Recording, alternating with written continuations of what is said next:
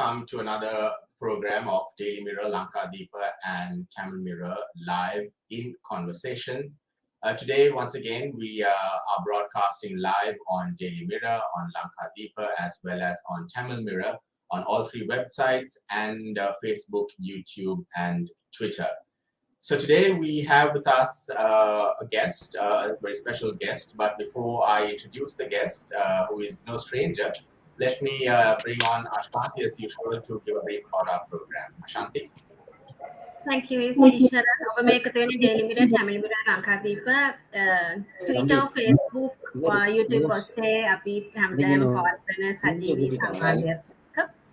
ඉතින් අද දවසේදී අපි ගෞරවයෙන් ආරාධනා කරන අපේ දේශපාලන කතා බහක් ගෙන යන්නට වර්තමානයේ දේශපාලනය කිනම් ආකාරයෙන්ද උඩුදුවන්නේ කියන කාරණය ගැන කතා කරන්නට ජනතා විමුක්ති පෙරමුණේ පාර්ලිමේන්තු මන්ත්‍රී විජිත හේරත් මහතාට ඉතාමත් ගෞරවයෙන් පිළිගන්නවා මන්ත්‍රීතුමනි.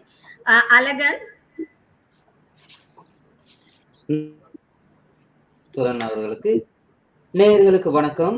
வியாழன் இரவினில் மீண்டும் சந்திப்பதில் பெருமகிழ்ச்சி அடைகின்றோம்.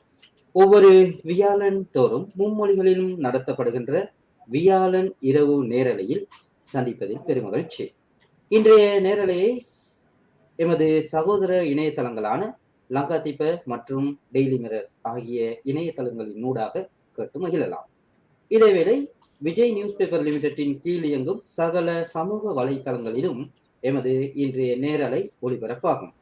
இன்றைய எமது விருந்தினர் தேசிய மக்கள் சக்தியின் பாராளுமன்ற உறுப்பினர் விஜித ஹேரத். அவருடன் நீங்கள் கேட்க வேண்டிய கேள்விகளை நாங்கள் ஏற்கனவே கூறியது போல எங்களுடைய சமூக வலைத்தளங்களினூடாக நீங்கள் கேட்கலாம்.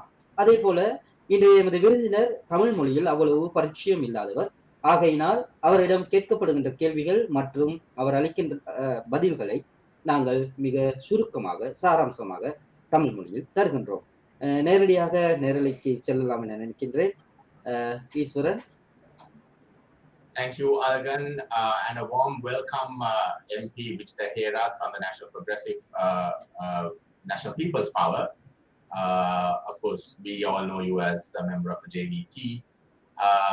So it's good to have you with us on this live program. And just a reminder to all of you who are watching this program on Facebook, YouTube, and Twitter, you can pose your questions to our guests, and we will take as much questions as possible and get the responses from our guest. You can pose the question as a comment below this live feed on Facebook and on YouTube.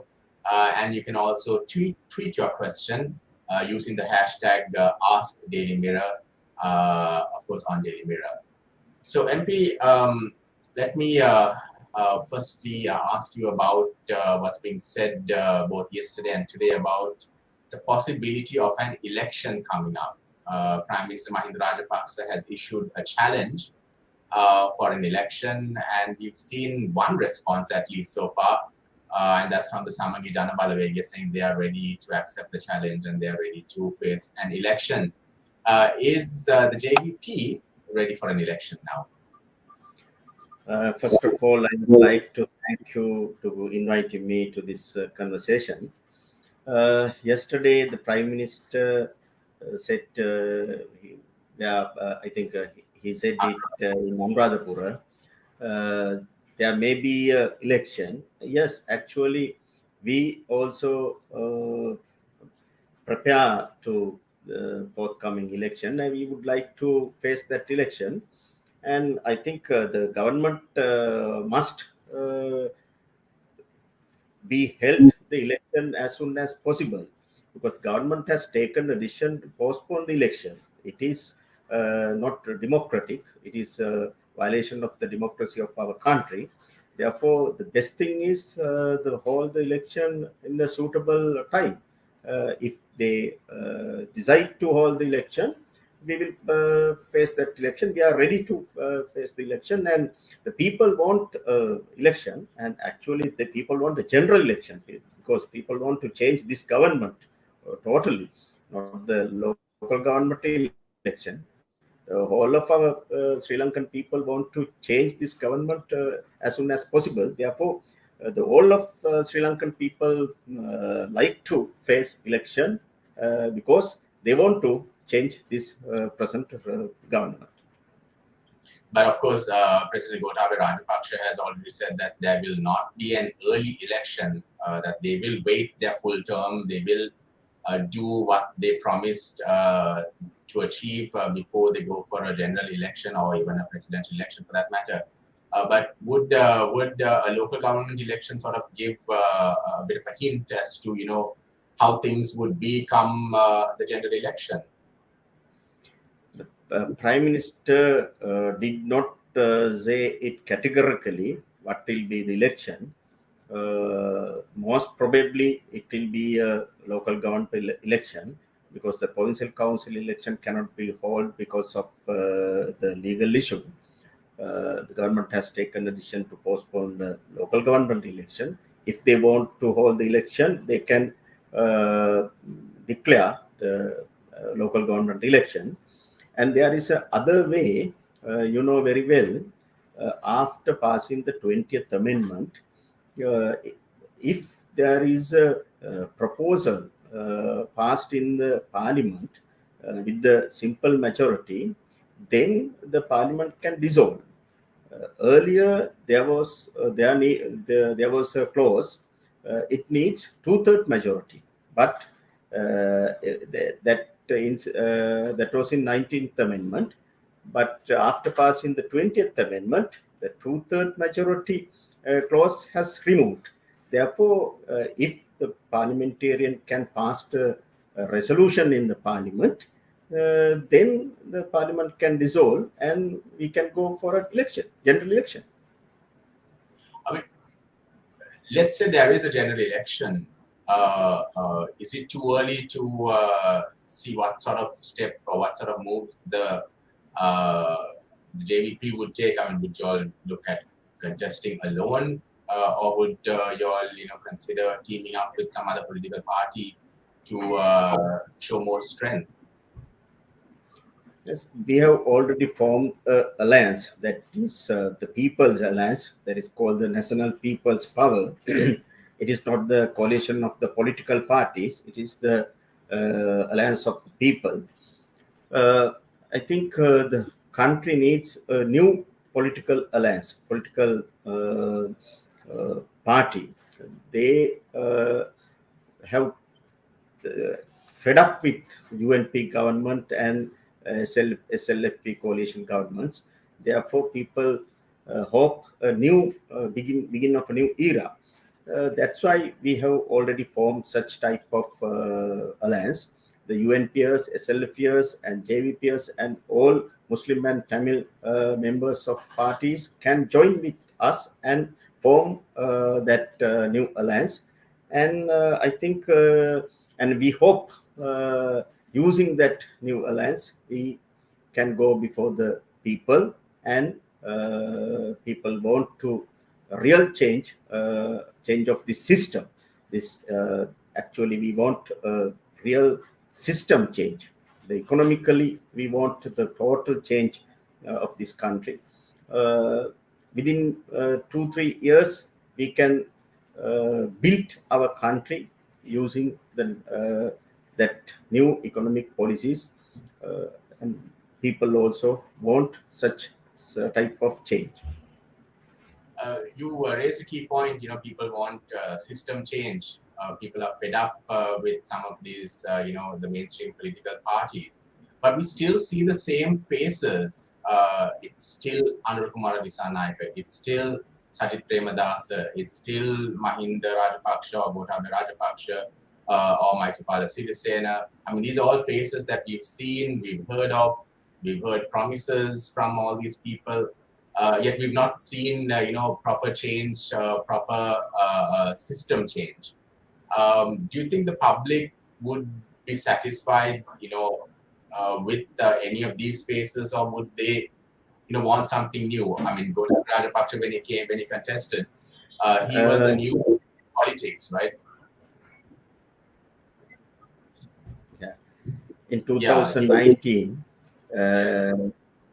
the SLPP introduced the new face, new person, the Gotabaya Rajapaksa. What has happened? It was totally failed. Therefore, I think new phase is not a real solution. The system, what is the principle? That is the question. The phase is not the big issue. Though we are using the old phase or new phase, the people wants real political principle change. That's why I explained you. We are ready to change the system using the new principle, and as if we consider the NPP, there are so many intellectuals, professionals, and businessmen and politicians, the progressive politicians, and various types of people have all together, and we formed that new alliance. Therefore, so many new faces are also there. The leader of our NPP is Anura Dissanayake. I think country believe him, and people also believe him because he is very clever politician, and he is not a corrupted politician, and he shows his characteristics during past decades, to the past 2-3 decades. I think people want such type of leader to our country. Would the MPP look at trying to get back some of the members who defected from the party come the next election? Pardon? Would the NPP or would the JVP look at getting back those who left the party, and try to work with them at the next election? No, actually, no. I think you mean the Vimal Veeravansa and some other guys. No, we will not join all those guys, because they were corrupted, and they were diluted their political characters. Therefore, we will not join such type of left members of JVP. Right, lots of questions and comments already flowing in on our social media. But before we start taking some questions, I'd like to bring on Ashanti to raise some questions in Sinhalese. Ashanti. ඊශ්වරන් නවත්තපු තැනින්ම මමත් සූදානම් වෙන ප්‍රශ්න ටිකක් තමයි අහන්න හිටියේ. නැත්නම් ඊශ්වරන් නවත්තපු තැනින් පටන් ගන්න ඕන නිසා මන්ත්‍රීතුමනි යන්නට සූදානම් සිස්ටම් චේන්ජ් එකක් ගැන තමයි අපි කතා කරමින් හිටියේ. ඇත්තටම සිස්ටම් චේන්ජ් එකට දැන් මේ වචනේත් මිනිස්සුන්ට එපා වෙලා තියෙන්නේ. මොකද සිස්ටම් චේන්ජ් එකකට තමයි පහුගිය මේ ජනාධිපතිවරණයේදී ප්‍රධානම වචනේ බවට පත් වුණේ මේ සිස්ටම් චේන්ජ් එක. දැන් සිස්ටම් චේන්ජ් එකකට කියලා කොහොම හරි දැන් මිනිස්සුන්ට එපා වෙලා තියෙන. දැන් ඔබතුමාලා කොහොමද මේ සිස්ටම් එක චේන්ජ් කරන්නේ? අපි ප්‍රධාන ප්‍රශ්න ටික ගත්තොත් අද දවසේදී වැදගත්ම කාරණේ වෙන්නේ කන බොන ප්‍රශ්නය. අපි කොහොමද මේ බඩගින්නේ ඉන්න එක කොහොමද නැති කරන්න කියන ප්‍රශ්නේ. ඒ කියන්නේ රුපියල් 5000ක් අරන් ගිහලා අද දවසේදී එකක් දෙකක් ගන්න පුළුවන් බහන්ට. ඒක නෙමෙයි අවශ්‍ය වෙන්නේ රුපියල් 1000ක් අරන් ගිහලා බහන්ට ගොඩක් ලබා ගැනීම. මේකට ඉස්සෙල්ලාම මේ ආර්ථික ප්‍රශ්නයට විසඳුමක් දුන්නොත් පැහැදිලිවම අපේ රට මේ ආර්ථික අර්බුදයට කඩන් වැටුනේ පහුගිය දශක 3-4ක කාලය තුලදී. ඒකට ප්‍රධානතම හේතුව තමයි නිෂ්පාදනයේ කඩාවැට්ටපු එක. කෘෂිකාර්මික, කාර්මික, භාණ්ඩ හා සේවා නිෂ්පාදනයේ කඩාවැට්ටපු එක. 1977 කෘෂිකර්මාන්තයේ අපේ ජාතික ආදායමට උපයපු ප්‍රමාණය 31%. අද වෙනකොට කෘෂිකර්මාන්තයෙන් අපි ජාතික ආදායමට උපයන්නේ 7%. ඒ කියන්නේ අපේ කෘෂිකර්මාන්තයේ කඩන් වැටිලා තියෙනවා. කාර්මික නිෂ්පාදන ගත්තත් එහෙමයි. අපේ පොත, පෑන, පැන්සල, මකන කෑල්ල, ඒ වගේ පුංචි දේවල්, සෙල්ලම් බඩු, සරුංගලේ පවා අපි ආනයනය කරනවා. ඒතර අපේ නිෂ්පාදනය අපි වටලා තියෙනවා. මේකට ප්‍රධානතම හේතුව තමයි නිෂ්පාදනයේ කඩන් වැටපු එක. නිසා පළවෙනි උත්තරය රට ගොඩනගා ගන්න නම් නිෂ්පාදනයේ මත පදනම් වෙච්ච ආර්ථිකයක් යන්න ඕන. ඒක තමයි සිස්ටම් චේන්ජ් එක කියන්නේ. දැන් එහෙම එකක් නැහැ. පහුගිය කාලේ කොච්චර කතා කරත් එහෙම එකක් ඇති වුණේ නැහැ. දෙවෙනි එක තමයි රට මේ වගේ කඩාවැටීමට ප්‍රධාන දෙවෙනි හේතුව හොරකම, දූෂණය, වංචාව, නාස්ති. අපි උපයන ආදායමෙන් 40%ක් 50ක් වංචා වෙනවා, දූෂණය වෙනවා, හොරකම් කරනවා. විගණකාධිපතිවරයා හිටපු ඉතා පැහැදිලිව කිව්වා 2017 දී ඒ වෙනකොට අපේ මුළු ණය ප්‍රමාණය ට්‍රිලියන 11යි අපිට වත්කම් විදිහට පෙන්වන්න තිබුණේ ට්‍රිලියන 2යි. ට්‍රිලියන 9කටම වෙච්ච දෙයක් නැහැ. ඒකට හිතා ගන්න පුළුවන් අපේ වංචා දූෂණ කොයි වගේද කියලා. ඒ නිසා හොරකම දූෂණේ වංචාව නවත්තන එක. ඒක සම්පූර්ණයෙන්ම නතර කරන එක අපේ රටේ ආර්ථිකය හදන්න ප්‍රධාන උත්තරයක් වෙනවා. ඒ නිසා විසඳුම තියෙන්නේ එතන. නිෂ්පාදනයේ මත පදනම් වෙච්ච ආර්ථිකයක් හදන එක, හොරකම දූෂණේ වංචාව මුළුමනින්ම නතර කරන එක. ඒ දෙකම මේ දෙගොල්ලන්ට කරන්න බෑ. මේ කට්ටියට පහුගිය කාලය තුලම ඒ දෙකම කරන්න බැරි වුණා. ඒක ඉදිරියටත් කරන්න බෑ. ඉතින් අපේ ප්‍රතිපත්තිය තමයි ඉතා පැහැදිලිව කෙටි කාලයක් තුල මේ වැටිච්ච ආර්ථිකය ගොඩ ගැනීම සඳහා නිෂ්පාදනය මත පදනම් වෙච්ච ආර්ථිකයකට වහාම වේගයෙන් පියමන් කරන එක.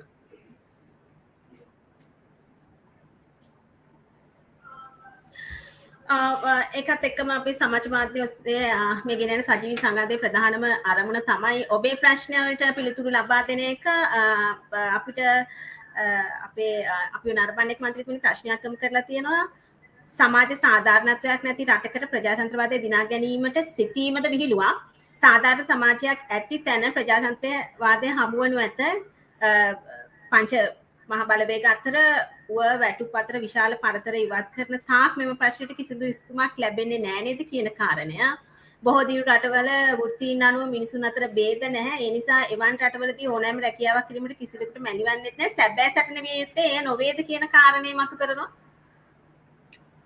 සමාජ සාධාරණත්වය ඇති වෙන්නේ ආර්ථිකය තුල සාධාරණත්වය ඇති වුණොත් පමණයි. ඕනම සමාජයක පදනම කියන්නේ ආර්ථිකය. අපි ගයක් ගත්තොත් ගෙදර අත්තිවාරම මත තමයි ගෙදර බිත්ති ටික, වහලය, ජනෙල්ල, දොරවල් රඳා පවතී. අත්තිවාරම දුර්වල නම් ඒ මත ගොඩ නැගෙන බිත්ති, වහල දුර්වල වෙනවා. ආර්ථික පදනම ශක්තිමත් නම් ඒ රටේ සංස්කෘතිය, සදාචාරය, නීතිය, ප්‍රජාතන්ත්‍රවාදය, කලාව ඒ සියල්ල යහපත් තැනට ඇති වෙනවා. නිසා අපි උඩ තියෙන අර වහලය සකස් කරන්න ගියාට හරියන්නේ පදනම ෆවුන්ඩේෂන් එක පුපුරන. يعني ගෙදර බිත්ති පුපුරන්නේ ෆවුන්ඩේෂන් එක පිපුරුවොත්. ආර්ථික පිපුරුවම ප්‍රජාතන්ත්‍රවාදයක් ඇති වෙන්නේ නැහැ. ඒකට බලහත්කාරය පාවිච්චි වෙනවා. දැන් මේ සිද්ධ වෙන්නේ ඒකනේ. බැරි වෙනකොට ආර්ථික ප්‍රශ්න වලට උත්තර දී ගන්න බැරි වෙනකොට බලහත්කාරය පාවිච්චි කරලා ඒව යටපත් කරන්න මැඩපවත්තන්න හදනවා. ඉතින් ආර්ථිකය තුල සාධාරණත්වය තියෙනවා නම්, හොඳ ශක්තිමත් ආර්ථික පදනමක් තියෙනවා නම් ප්‍රජාතන්ත්‍රවාදය කියන එක අනිවාර්යයෙන්ම ස්ථාපිත වෙනවා. ඔබ ගත්ත උදාහරණ ලෝකයේ රටවල් වල සාමාන්‍ය මිනිස්සුන්ගේ මූලික අවශ්‍යතාවය තමන්ට ජීවත් වෙන්න රැකියාවක්, ඉන්න හිටින්න ගෙයක් දොරක්, තමන්ගේ දරුවා යවන්න ළඟම හොඳ ඉස්කෝලයක්, අසනීපයක් වුණාම බෙහෙත් ගන්න ළඟම ස්පිරිතාලයක්, ඒ වගේම ගමනක් බිමනක් යන්න වුණාම තමන්ගේම හරි පොදු වාහනයක්, තමන්ගේ වාහනයක් හෝ පොදු වාහනයක්. ඒ මූලික අවශ්‍යතාවයන්. ඉතින් ලෝකයේ දියුණුවයි සම්මත රටවල් වල මේ මූලික අවශ්‍යතාවයන් සම්පූර්ණ වෙලා තියෙනවා. එහෙම වෙන්නේ ආර්ථිකය ශක්තිමත් වීම නිසා. ඒ නිසා ප්‍රජාතන්ත්‍රවාදය ශක්තිමත් වෙන්නේ ආර්ථිකය ශක්තිමත් වුණොත් පමණයි. ආර්ථිකය තුළ සාධාරණත්වය ඇති වුණොත් විතරයි. ඉතින් ඒක තමයි අපි දකින පදනම. දැන් පහුගිය දවස්වල ගෑස් පිපිරීම එක දිගට සිද්ධ වුණා. මේ ප්‍රශ්නය මන්ත්‍රීතුමා කොහොමද දකින්නේ? දැන් නම් ගෑස් පිපිරෙන එක මම හිතන වාර්තා වෙන්නේ නැති තරමට වාර්තා වෙන්නේ නැත්නම් ඒකෝ ගෑස් පිපිරෙනවා. ඒ කියන්නේ අපිට වාර්තා වෙන්නේ නැහැ. නැත්නම් ගෑස් පිපිරෙන්නේ නැහැ. කොහොම වුණත් ගෑසුත් නැහැ තාම ගන්න. එක දිගට මෙවැනි දේවල් ගණනාවක් රටේ සිද්ධ වුණා. විදුලිය නැතුව ගියා, සමහර පළාත් වලට වතුර නැතුව ගියා. මේ වගේ ප්‍රශ්න ගණනාවක් ඇති වුණා. මේක යට කුමන්ත්‍රණයක් තිබ්බද? නැත්තම් මේක රජේ හිතාමතා කරපු දෙයක්ද? නැත්තම් ඇත්තටම සල්ලි නැතුව වෙච්ච දෙයක්ද? මොකක්ද මෙතන තිබ්බේ? ජොන්සන් නැමතුමා නම් කිව්වා මේ ගෑස් පිටිපස්සේ කුමන්ත්‍රණයක්, කඩාකප්පල්කාරී වැඩක් කියලා. විදුලි බලය නැති වෙන එක කඩාකප්පල්කාරී වැඩක් කියලා කිව්වා. ඉතින් මට එතුමගෙන් අහන්න තියෙන්නේ එහෙමනම් මේ ගොවියන්ට පොහොර නැති උනේ කඩාකප්පල්කාරී වැඩක් හින්දාද? ඒ කඩාකප්පල්කාරී වැඩේ කරේ කවුද? නා රටේ නායකයා. තමයි කඩාකප්පල්කාරී වැඩේ කරලා තියෙන්නේ. මේවා මේ කඩාකප්පල් කරේ ආණ්ඩුවමයි. ගෑස් සිලින්ඩරේ ප්‍රමිතිය නැත්නම් සංයුතිය වෙනස් කරා. ඒකට ප්‍රොපේන් බියුටේන් සංයුතිය වෙනස් කළා. එහි බර ප්‍රමාණය වෙනස් කරලා වෙළඳපොළට දැම්මා. ඉතින් ඒකේ ප්‍රතිඵල විදිහට තමයි ගෑස් සිලින්ඩර් ගිනි ගන්න පුපුරන්න පටන් ගත්තේ.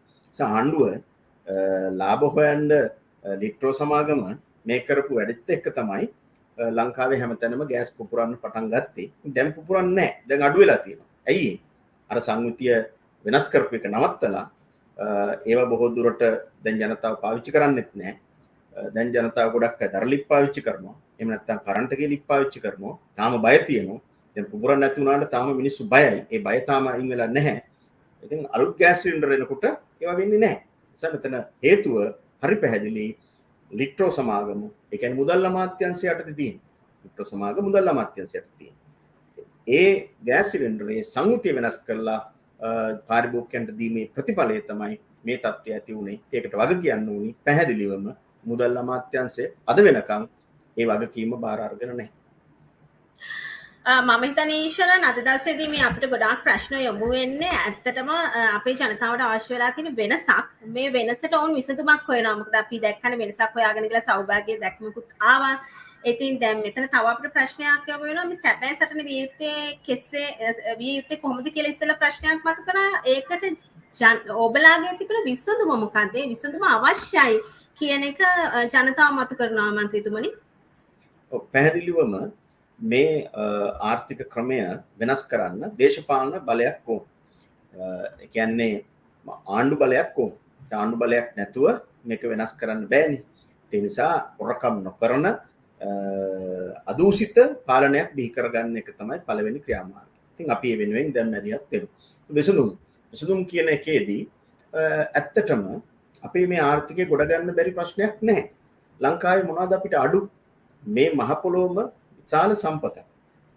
අපේ ලංකාව වටේ තියෙන සාගරය, මුහුද අපේ ලංකාව වගේ 8 ගුණයක් විශාලයි. ඒ සාගර පතුලේ විශාල සම්පත් තියෙනවා. අපේ khනිජ සම්පත් තියෙනවා. ලෝකයේ තියෙන ලොකුම නිල් මැණික තියෙන්නේ ලංකාවේ රත්නපුරින් ඊයේ පෙරේද හම්බුනේ. අපිට පොහොර ටික හදාගන්න පුළුවන්. ඒ 1982ට කලින් ලංකාවේ අපි යූරියා හැදුවා, නයිලෝන් හැදුවා, ගෑස් හැදුවා. සපුගස්කන්ධේ පහදුවේ අතුරු නිෂ්පාදන විදිහට අපි මේවා නිෂ්පාදනය කරා. අද එකක්වත් නිෂ්පාදනය කරන්නේ නැහැ. ඔක්කොම රටින් ගේන්නේ. මේක ඩොලර් උල්පතක්. ඇත්තටම සපුගස්කන්ධ තෙල් පහදුවට ඩොලර් මිලියන 1000ක් හෙට දැම්ම.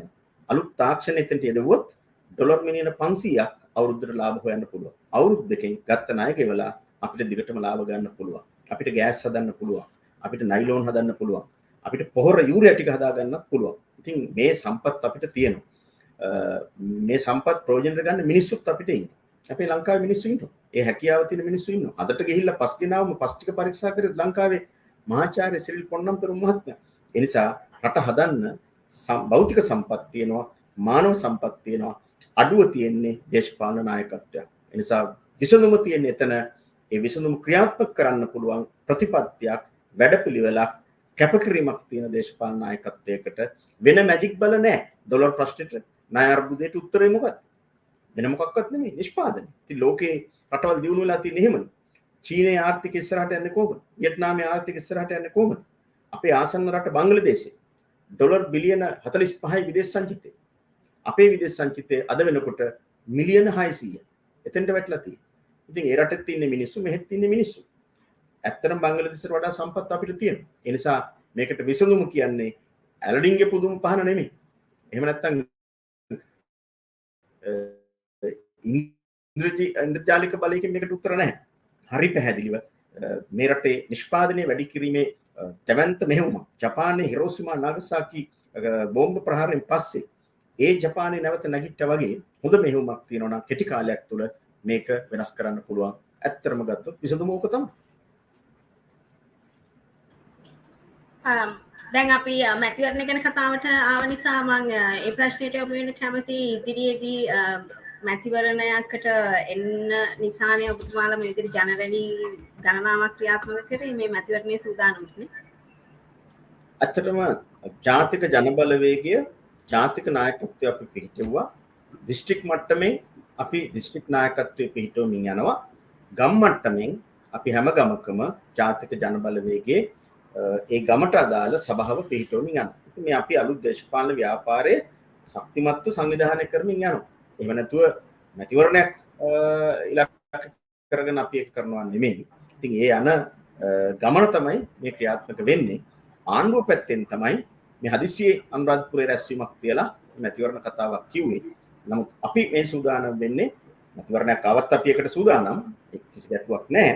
හැබැයි මැතිවරණ ඉලක්ක කරලා නෙමෙයි රට ගොඩනගන ආණ්ඩුවක් පිහිටවීම ඉලක්ක කරගෙන තමයි අපි මේ සංවිධානය ව්‍යාප්ත කරමින් යන්නේ. දැන් ඔබතුමාලත් එක්ක සන්ධානගත වෙන පිරිස අතර ශ්‍රී ලංකා නිදහස් පක්ෂය සිටිනවාද? කිසිසේත්ම නැහැ. මේ රට පාලනය කරපු ওই ප්‍රධාන පක්ෂ දෙකත් එක්ක අපි සන්ධානගත වෙන්නේ නැහැ. ඒ පක්ෂවල ඉන්න ගම් මට්ටමේ ඉන්න ආයතන මට්ටමේ ඉන්න සමාජිකයෝ. ඒ අය අපි එකතු කරගන්නවා. නමුත් පක්ෂ එකතුවක් ඇති වෙන්නේ නැහැ ප්‍රධාන පක්ෂ. ඒ නිසා එහෙම සන්ධානයක් කිසිසේත්ම ගොඩ නැගෙන්නේ නැහැ. සමගි ජන බලවේගයක් නැහැ. නැහැ, පැහැදිලිවම නැහැ. ඒ කියන්නේ එක්සත් ජාතික පක්ෂය, ශ්‍රී ලංකා නිදහස් පක්ෂයේ ප්‍රමුඛ අනිකුත් දේශපාලන පක්ෂ ඒවත් එක්ක අපේ කිසිම සන්ධානයක් නැහැ. හැබැයි ඒ පක්ෂවල ඉන්න උඩ මට්ටමේ වෙන්න පුළුවන්, බිම් මට්ටමේ වෙන්න පුළුවන්. අර මම කියපු කලින් කියපු දූෂණ වංචා චෝදනා නැති සමහර පුද්ගලයෝ ඉන්න හොඳ මිනිස්සු. ඒ හොඳ අය අපි එකතු කරගන්නවා. ඒකට ඉහළ පහළ ભેදයක් නැහැ.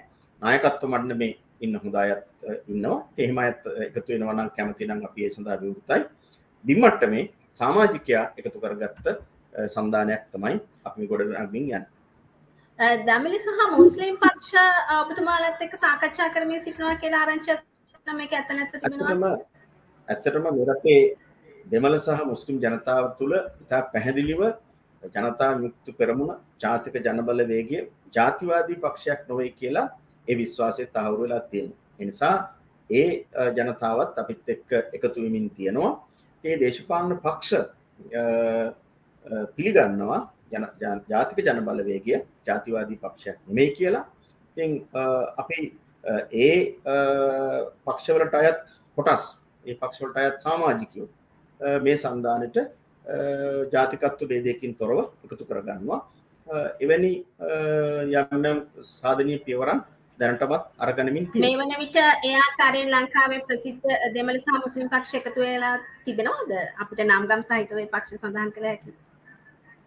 නෑ, එහෙම ප්‍රධාන වශයෙන් පක්ෂ එකතු වෙලා නැහැ. හැබැයි මේ පක්ෂවල ඉන්න ක්‍රියාකාරී පුද්ගලයන් එකතු වෙලා තියෙනවා. අනිත් ප්‍රශ්න තමයි ප්‍රධාන ප්‍රශ්න MPP එකට ජාත්‍යන්තර සම්බන්ධතා තිබෙනවා කියන කාරණය. මේ වලට කළු සල්ලි එනවා කියන කාරණය. මේක ඇත්ත නැත්ද මොකද මන්ත්‍රීතුමනි? NPP එක දේශීය වශයෙන් විතරක් නෙමෙයි ජාත්‍යන්තර වශයෙන් ව්‍යාප්ත වෙච්ච පක්ෂයක්. ලෝකයේ හැම රටකම ජාතික ජනබලවේගයේ දේශපාලන ක්‍රියාකාරීත්වයන් තියෙනවා. යුරෝපයේ, ඇමරිකාවේ, ඕස්ට්‍රේලියාවේ, මැද පෙරදිග ඒ හැම රටකම NPP ක්‍රියාකාරීත්වය තියෙනවා. අපිට කිසිදු රටකින් රාජ්‍යයකින් ආධාර ලැබෙන්නේ නැහැ. ඒ රටවල ඉන්න ශ්‍රී ලාංකිකයෝ විවිධ මට්ටමින් මේ සන්ධානය ගොඩනගන්න සක්‍රියව දායක වෙනවා, උදව් කරනවා.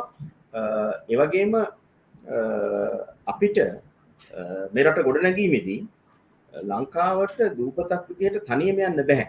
අපි එහෙම ඉන්න රට එහෙම පක්ෂයක් නෙමෙයි. ඉතින් අද ලෝකයේ පළල් වෙලා තියෙන්නේ. ඉතින් ලෝකයේ තියෙන අනිකුත් රටවල් එක්ක දේශපාලන රාජතාන්ත්‍රික සම්බන්ධතා ඇති කරගනිමින් තමයි අපි යන්නේ. නිසා ඒ සම්බන්ධතා අපිටත් තියෙනවා. රනිල් වික්‍රමසිංහ මහත්තයාට විතරක් නෙමෙයි. දැන් කතාවක් තියෙනවා රනිල් වික්‍රමසිංහ මහත්තයාට තමයි ජාත්‍යන්තරේ උදව් ගන්න පුළුවන් යාළුවෝ ඉන්නේ කියන්නේ. ඉතින් ඒක වැරදි කතාවක්. එහෙම උදව් වුණා නම් එතුමාට පරදින්න වෙන්නේ නැහනේ. කඩන් වැටෙන්නේ නැහනේ රට. ඒව බොරු. ඉතින් අපි ඇත්තම ගත්තොත් ඔය කියන සෑම රටක් එක්කම රාජතාන්ත්‍රික දේශපාලන සම්බන්ධතා අපිටත් තියෙනවා. ඒ නිසා ඒ උදව් ඇතිව ඒ රටවල ආයුක්‍යොත් සම්බන්ධ කරගෙන තමයි මේ රට ගොඩනැගීමේ කාර්යයට අපි අත තියන්නේ. කළු සල්ලි NPP එකට එන්නේ නැහනේ. කළු සල්ලි සුදු කරන පනතට මුළුමනින්ම එකහෙලාම විරුද්ධ වුණෙත් අපි. ඒක ශ්‍රේෂ්ඨාධිකරණයට පවා ගියේ ඒකට විරුද්ධව ජාවාරම්කාරයන්ගේ කළු සල්ලි වලින් තමයි මේ අද පවතින දේශපාලන නායකයෝ ගොඩක් වැඩ කරන්නේ. ඒ නිසාම තමයි එවැනි පනතක් ගෙනාවෙත්. පුද්ගලිකවත් ඒ කළු සල්ලි සුදු කරන බිස්නස් එක තමයි ඒගොල්ලෝ ඉන්නේ. ඒකට එරෙහිව තමයි අපි කටයුතු කරන්නේ. නිසා කිසිසේත්ම ජාතික ජනබලවේගය කළු සල්ලි වලින් දුවන දේශපාලන ව්‍යාපාරයක් නෙමෙයි. මේ රටේ මහජනතාවගේ උදව් උපකාරයෙන් ආධාරයෙන් ඉස්සරහට යන පක්ෂය. අලගන්ට යොමුවෙන්න කලින් මම එක් ප්‍රශ්නයක් යොමු කරන්න කැමතියි. තවත් අපේ Facebook ඔස්සේ අපේ ප්‍රේක්ෂකයෙක් මන්ත්‍රීතුමනි ඔබට ප්‍රශ්නයක් යොමු කරනවා. එදා මෙදා තුර හෙළි කළ වංචා දූෂණ සියල්ලට දඬුවම් දීමකින් තොරව නිදහස් වන්නේ නම් නීතිය ක්‍රියාත්මක වීම පිළිබඳ ගැටලුවක් තියෙනවා නේද කියලා. පැහැදිලිව මේ තියෙන පාලන ක්‍රමේ බරපතල ගැටලුවක් තියෙනවා. කොයිතරම් දූෂණ වංචා හිදදරව් කරත් ඒවට දඬුවම් දෙන්නේ නැහැ. ඉතින් මේකට මට කියන්න තියෙන්නේ රංජන් රාමනායක කියපු කතාව තමයි. මේගොල්ලෝ යාළුවෝ මල්ලි. මේගොල්ලෝ හොරු අල්ලන්නේ නැහැ. දෙගොල්ලොම යාළුවෝ. ඒ දෙපැත්තෙම කට්ටිය හොරු රකින්න. ඒ හොරෙකුට තව හොරෙක්ව අල්ලන්න බෑනේ. ඒක තමයි ඇත්ත. ඒ නිසා අපි එහෙම නෙමෙයි. අපි හොරුන්ට බයත් නැහැ. අපි හොරකම් කළත් නැහැ. ඒ නිසා අපේ පාලනයකට අනිවාර්යයෙන්ම හොරුන්ට දඬුවම් දෙනවා. හොරකම් නතර කරනවා. ඒ හොරා කාපු මහජන දේපල අනිවාර්යයෙන්ම අපි ජනතා සන්තක කරනවා. නැවත හොරකම් නොකරන තත්ත්වයට මේ රටේ පාලන ක්‍රමය වෙනස් කරනවා. නීතිය හරියට අපුරට ක්‍රියාත්මක කරනවා. ඒක තමයි රටේ ජනතාව බලාපොරොත්තු වෙන දේ. අද හොරු නිදහස් වෙනවා. සියලු නඩු වලින් නිදොස් කොට නිදහස්. අපිට කියත හැකි පුද්ගලයා කවුද කියලා කිව්වොත් නඩුවට මොකද්ද වෙන්නේ කියලා අද කියන්න පුළුවන්. හෙට නඩුවට යන්නේ කවුද කියලා දැනගත්තොත් ඒකේ තීන්දුව මොකද්ද කියලා දැන් රටේ ජනතාව දන්නවා. ඒ තරමටම දේශපාලනයේ අධිකරණයටත් ඇඟිලි ගහන්න පටන් අරන් තියෙනවා. ඔව් අපි මේ කතා කරමින් ඉන්නේ රටේ වර්තමාන තත්ත්වය ගැන, රටේ හෙට දවසේ දේශපාලන දිශානතිය ගැන අලගෙන ඔබට යොමු වන්නට සූදානම්. Facebook ඔස්සේ, Twitter ඔස්සේ, YouTube ඔස්සේ Daily Mirror, Tamil Mirror Lankadeepa අපත් එක්ක ඔබට පුළුවන් අපිත් එක්ක එකතු වෙන මේ විදිහට සජීවී දේශපාලන සංවාදයට ඔබට පුළුවන් ඔබේ ප්‍රශ්න යොමු කරන්නට මන්ත්‍රීතුමාට. අලගන්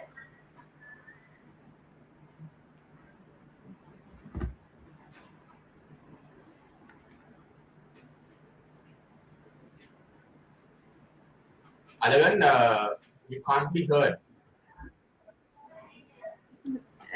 තාක්ෂණික දෝෂයක් තියෙනවා අලගන් අපිට ඔබ වැහෙන්නේ. No. තවමත් පොඩි ප්‍රශ්නයක් තිබෙනවා. No, Alagan, you still can't be heard.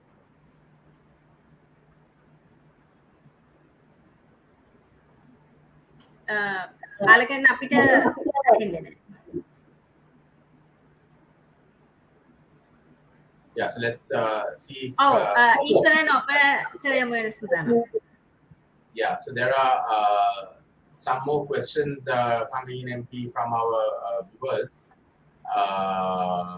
Let's maybe take a couple of questions. There's one from Damien Fernando, and he's asking, what are your plans to attract FDIs? What are the plans of the NPP to attract foreign direct investments? The investors are considering the economic stability and the political stability. If there is economic stability and political stability, they will come to Sri Lanka to invest.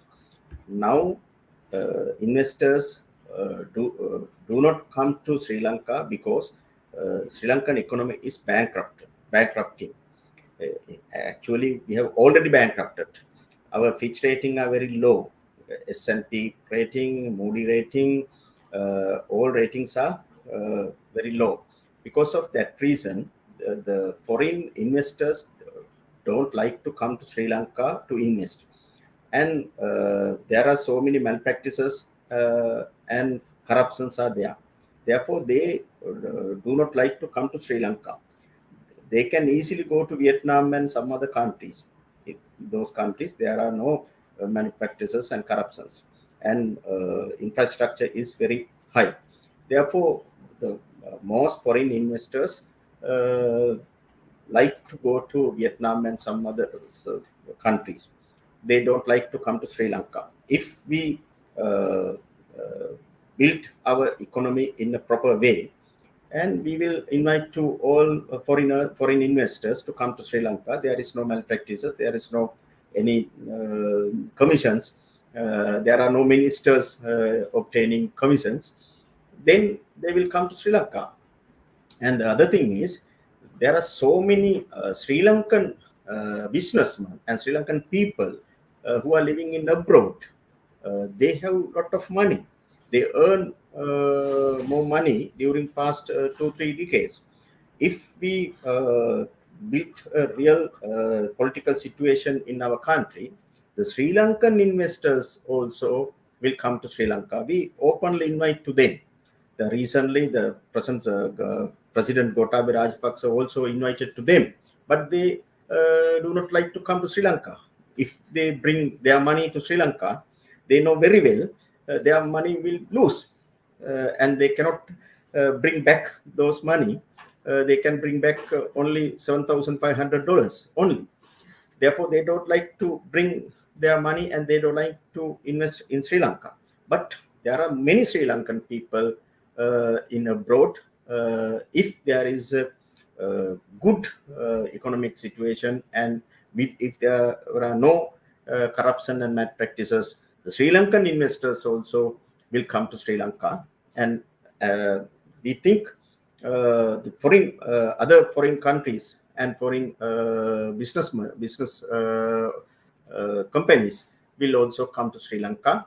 We can easily attract those foreign investors to our country if we form a good governance in our country. What sort of policy would the NPP take when it comes with dealing with countries like China, India, and the US? I mean, they are investing in Sri Lanka, but still there are some concerns. Even the NPP has been raising concerns about certain agreements. Would let's say the NPP does come to power and forms a government, would you all review some of the agreements, some of the projects that have been implemented by countries like India and maybe China and the US? Yes, our foreign policy based on win-win policy. If we obtain some extent of profit from the investments, and that investors also like to obtain some extent of that business, that is their necessity. We directly say to those investors, we are in a position, the win-win policy position. I think it is better if I said some experience in my past. When I was a Minister of Cultural and National Heritage, I was the person who brought the Chinese investments, the Nelum Pokuna, the National Art Theatre project. And if we go to the Sigiriya, there is a museum. That museum was funded by Japanese government. And if we go to Galle, there is a marine museum. During my period, I obtained so many foreign funds to build marine museum in Galle. And at that period, during that period, we thoroughly, strongly opposed to Norwegian involvement to our national ethnic issue, especially the Erik Solheim. We organized so many protests. But during my period, the Norwegian ambassador, the Norwegian government gave us 90 lakhs rupees to distribute books to among all cultural centers all over the country. We obtained so many supports from various countries, India also, and China and European countries, Japan, China, USA, India, even any country, all countries. We are having a good relationship with all countries. We will not bias to any part of world, because we want to continue the good relationship with all types of countries, Western countries and socialist countries, and all other type of countries. But we are continuing our policy, the foreign policy, based on that win-win policy principle.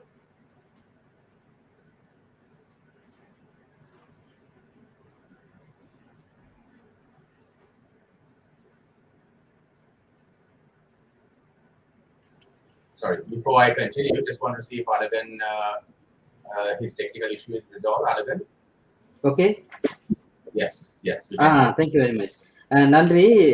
சில தொழில்நுட்ப கோளாறு காரணமாக எங்களுடைய இந்த சாராம்சத்தை முதலில் சொல்ல முடியாமல் போய்விட்டது.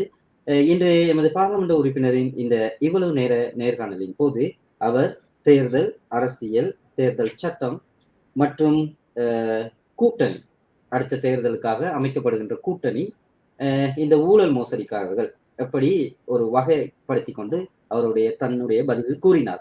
முதலாவதாக நேற்று நடைபெற்ற ஸ்ரீலங்கா பொதுஜன பெரமுன கூட்டத்தில் பிரதமர் மஹிந்த ராஜபக்ச அவர்கள் இந்த தேர்தலுக்கு தயார், எதிர்க்கட்சிகள் தயாரா என்று கேள்வி எழுப்பியிருந்தார். அதற்கு அவர் தன்னுடைய பதிலில் மிக தெளிவாக சொல்லியிருந்தார், ஒரு தேர்தல் அறிவிக்க முன்னர் நடத்தப்பட்ட இந்த கூட்டம் ஜனநாயகத்துக்கு விரோதமானது என்று. அத்தோடு இன்று உடனடியாக ஒரு உள்ளூராட்சி மன்ற தேர்தலை நடத்த முடியாது. ஏனென்றால் ஒரு வருட காலம் உள்ளூராட்சி மன்ற தேர்தல் ஒத்திவைக்கப்பட்டுள்ளது. மாகாண சபை தேர்தலை நடத்துவதில் கூட சிக்கல் இருக்கின்றது. இந்நிலையில் எவ்வாறு உடனடியாக தேர்தல் ஒன்றுக்கு செல்ல முடியும் என்று பார்க்கின்ற பொழுது எமது அரசியலமைப்பின் 19வது திருத்தத்தின் ஊடாக தேர்தல் ஒன்றுக்கு உடனடியாக அழைக்க வேண்டுமாயின் 3/2 பெரும்பான்மையை பெற வேண்டும். அவ்வாறான ஒரு யோசனையை கொண்டு வந்து, ஆனால் 20வது திருத்தத்தில் அது ஆக பெரும்பான்மை உறுப்பினர்களை கொண்டு அந்த தேர்தலுக்கான அழைப்பை விட முடியும். ஆக அரசாங்கம் அவ்வாறான ஒரு நோக்கத்தை அடிப்படையாக வைத்துத்தான் நேற்று அனுராதபுரத்தில் நடைபெற்ற அந்த கூட்டத்தில் திடீரென தேர்தல் அறிவிப்பொன்றை விடுத்திருக்கின்றது என பாராளுமன்ற உறுப்பினர் விஜித்த ஹேரத் அவர் கூறியிருந்தார். இந்த நிலையில் எதிர்கால தேர்தலில் உங்களுடைய இந்த கட்சி அல்லது ஜேவிபி தலைமையிலான தேசிய மக்கள் சக்தி எவ்வாறு போட்டியிட போகின்றது என்ற ஒரு கேள்விக்கு கூட்டணி என்பது சாதாரணமான ஒரு விடயம். ஆனால் கடந்த காலத்தில் இருந்த ஸ்ரீலங்கா சுதந்திர கட்சி, ஐக்கிய தேசிய கட்சி மற்றும் ஐக்கிய மக்கள் சக்தி ஆகிய கட்சிகளுடன் சேர்ந்து தாங்கள் கூட்டணிகளை எதுவும் அமைக்கப் போவது இல்லை. ஆனால் அந்த கட்சிகளில் இருக்கின்ற கீழ்மட்ட ஆதரவாளர்கள் மற்றும் கட்சியில் ஊழல் மோசடி செய்யாத உயர் தர உறுப்பினர்கள் அவர்களை இணைத்துக் கொள்வதில் தாங்கள் ஒருபோதும் பின்னிக்க போவதில்லை என்று கூறிய அவர், குறிப்பாகவே இந்த ஜேவிபியிலிருந்து பிறந்தி சென்று தற்பொழுது தேசிய சுதந்திர முன்னணியின் தலைவராக இருக்கின்ற அமைச்சர் விமல் வீரவன்ச உள்ளிட்ட குழுவினரை தாங்கள் ஒருபோதும் சேர்த்துக் கொள்ள மாட்டோம் கூட்டணியில் என்று அவர் குறிப்பிட்டார். முக்கியமாக இந்த பொருளாதாரத்தை கட்டியெழுப்புவதற்கு ஜனநாயகம் அவசியம். அதற்கு ஒரு உதாரணம் ஒன்றை கூறினார். அதாவது வீடொன்றை கட்டுவதற்கு அத்திவாரம் மிக முக்கியம். அத்திவாரம் ஒழுங்காக இல்லாத கட்டப்படுகின்ற வீட்டில் ஜன்னல்கள், கதவு மற்றும் சுவர்களில் வெடிப்பு ஏற்படும். அதே போல்தான் இந்த ஜனநாயகம் என்ற அத்திவாரம் இந்த அத்திவாரம் ஒழுங்கான முறையில் இல்லாவிட்டால் அங்கு பொருளாதார ரீதியில் பிரச்சனைகள் ஏற்படும். அது ஜனநாயகத்தை கேள்விக்கு உட்படுத்தும் என்று அவர் தன்னுடைய பதிலில் கூறினார். இப்பொழுது நாட்டு மக்கள் எதிர்பார்த்து கொண்டிருக்கின்ற இந்த மாற்றத்துக்கு அவரால் சொல்லப்படுகின்ற ஒரு பதில், மாற்றம் வேண்டுமாயின் கட்டாயம் அரசாங்கம் மாற வேண்டும். அந்த அரசாங்கம் கூட எங்களுடைய கட்சியை சார்ந்தவர்களாக இருக்கின்ற ஊழல், மோசடி மற்றும் எவ்விதமான குற்றச்சாட்டுகளும் இல்லாதவர்களை கொண்டு அமைக்க வேண்டும் என்பதுதான் அவருடைய பதிலாக இருந்தது. தேர்தலுக்கு தாங்கள் தயாராக இருந்தாலும் அவர்களுடைய அந்த பயணத்தின் இலக்கு நாட்டை கட்டி எழுப்ப வேண்டியதாகவே இருக்கின்றதாக அவர் தனது பதிலில் கூறி, அந்த பதிலுக்கு தான் நாட்டை கட்டி எழுப்ப வேண்டுமாயின் அதற்கு கட்டாயம் ஒரு பலமான அரசாங்கம் தேவை என்பதை வலியுறுத்தினார்.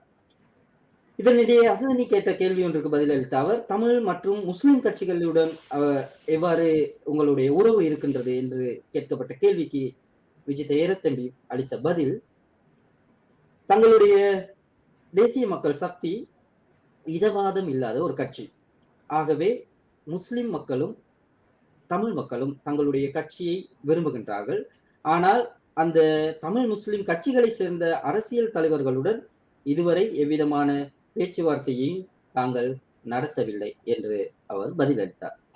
மற்றொரு கேள்வி அதாவது கருப்பு பணம் தங்களுடைய அந்த தேசிய மக்கள் சக்தியை பின் கொண்டு வழிநடத்துவதற்கு ஆக கூடுதலான கருப்பு பணங்கள் வெளிநாடுகளிலிருந்து வருவதாக கேட்கப்பட்டது. அந்த கேள்விக்கு அவர் அளித்த பதில், தங்களுடைய கட்சியை சார்ந்தவர்கள் அமெரிக்கா மற்றும் ஆஸ்திரேலியா, மத்திய கிழக்கு நாடுகளில் கூடுதலாக இருக்கின்றார்கள். அங்கு இருக்கின்ற எந்த ஒரு நிறுவனத்திலும் இருந்தும் தாங்கள் எவ்விதமான உதவிகளையும் பெறவில்லை. ஆனால் இலங்கையர்கள் எங்களுக்கு உதவி செய்கின்றார்கள். அதுபோல இலங்கையில் இருக்கின்ற தங்களுடைய கட்சி சார்ந்தவர்கள் இந்த கட்சியை கட்டியெழுப்புவதற்கு கூடுதலான உதவி ஒத்தாசைகளை நல்கின்றனர். ஆக இந்த பணச்சலவை சட்டத்தை கொண்டு வருவதில் தாங்கள் கூடுதலாக முன்மாதிரியாக இருந்ததாகவும் அந்த சட்டத்துக்கு ஆதரவு அளித்ததாகவும் கூறி அவர் தனது பதிலை நிறைவு செய்து, இலங்கை ஒரு தீவாக இருந்தாலும் இந்த தீவினால் தனித்து பயணிக்க முடியாது, இந்த வீழ்ந்து கிடக்கும் பொருளாதாரத்தை கட்டியெழுப்ப வேண்டுமாயின் கட்டாயமாக உற்பத்தி துறையில் நாங்கள் மேம்பட வேண்டும் என்றும் அவர் கூறி முடித்தார். இந்த நிலையில் நான் ஒரு මම මගේ ප්‍රශ්නය යන්න යන්නේ සිංහලින්. එමෙතුමනි சொல்லுங்க. මගේ ප්‍රශ්නේ මෙමයි, මොකද්ද මේ උතුම් නැගෙනහිර වෙන් කරන්න මම හිතන්නේ ශ්‍රේෂ්ඨාධරණි ගියේ JVP, ඊට පස්සේ ඒක වෙන් වුණා උතුරු නැගෙනහිරට. ආපහු ඡන්දේ පැවතුණා. ඡන්දේ පැවතුලා ඕගොල්ලන්ගේ ජනතා විමුක්ති පෙරමුණ മന്ത്രിවරයෙක් ඒ පළාත් වලින් ඉන්නවා. ඒ මෙතිවරණය දැන් කල් තමලා තියෙනවා. ඒ වගේම පළාත් ක්‍රමයේ තුලින් තමයි 13 වෙනි සංශෝධනය එවිලා තියෙන්නේ. දැන් 13 සංශෝධනයේ ගොඩාක් ප්‍රශ්නයක් ලියුමක් ලියලා තිනවා ඉන්දියාවට.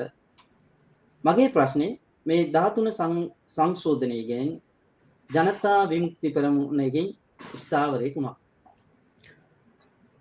පළාත් සභා ගෙනාවේ ලංකාවේ ජාතික ප්‍රශ්නය විසඳන්න. දෙවෙනි කාරණාව තමයි පළාත් බද සංවර්ධනය. පළවෙනි කාරණාව ජාතික ප්‍රශ්නය විසඳන්න, දෙවෙනි එක පළාත් සංවර්ධනය. නමුත් ওই දෙකම අද වෙලා නැහැ. ජාතික ප්‍රශ්නය විසඳුනෙත් නැහැ, පළාත් සංවර්ධනය වුණෙත් නැහැ. අදටත් දුෂ්කරම ආර්ථික වශයෙන් දුර්වලම පළාත් තියෙනවා. මේ බස්නාහිර පළාත ආර්ථික වශයෙන් ශක්තිමත්, අනිත් පළාත් දුර්වලයි. මේ විෂමතාවය නැති වෙලා නැහැ. ඒ නිසා මේ ක්‍රමය සාර්ථක ක්‍රමයක් නෙමෙයි. පළාත් සභා ක්‍රමය ලංකාවේ ජාතික ප්‍රශ්නයට උත්තරයක් නෙමෙයි. අපි එහෙම පිළිගන්නේ නැහැ. නමුත් අපි කැමති වුණත් අකමැති වුණත් දැන් අපේ රටේ ආණ්ඩු ක්‍රම ව්‍යවස්ථාවේ නීතියේ 13 වෙනි සංශෝධනය තියෙනවා. ඒක දැන් නීතියක් බවට පත් වෙලා තියෙනවා. ඒ අනුව පළාත් සභා පවත්වනවා, පළාත් සභා ක්‍රියාත්මක වෙනවා. ඉතින් මේ ක්‍රියාත්මක වෙන පළාත් සභා ඡන්දය කල් දාලා තියෙනවා. ඉතින් ඡන්දේ කල් දාන්න හේතුව තමයි ඒ සඳහා වෙච්ච නීතිය පාර්ලිමේන්තුව තුල සම්මත නොකිරීම. ඉක්මනින් ඒ නීතිය සම්මත කළා පළාත් සභා ඡන්දේ පවත්වන එක තමයි වඩාත් සුදුසු. ඉතින් අපේ ස්ථාවරය ගත්තොත් එහි කිසිදු වෙනසක් නැහැ. පළාත් සභා ක්‍රමය ලංකාවේ ජාතික ප්‍රශ්නයට උත්තරයක් වෙලා නැහැ. ඉතින් ඒ ස්ථාවරය අපි එදත් හිටියා, අදත් ඉන්නවා.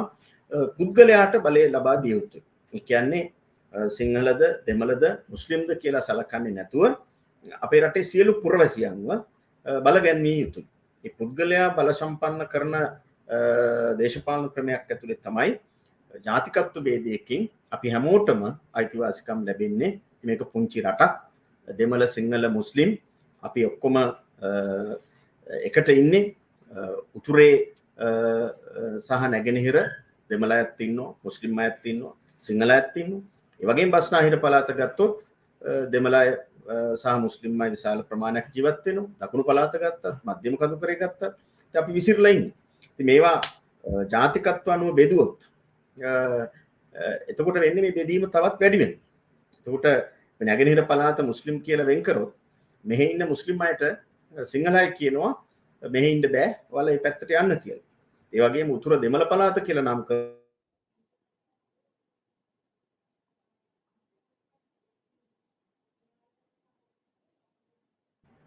නිසා අපි දකින්නේ අපි ඔක්කොම එකට ඉන්නවා. අපි අතර ભેද නැහැ. ඔබ කිව්වා වගේ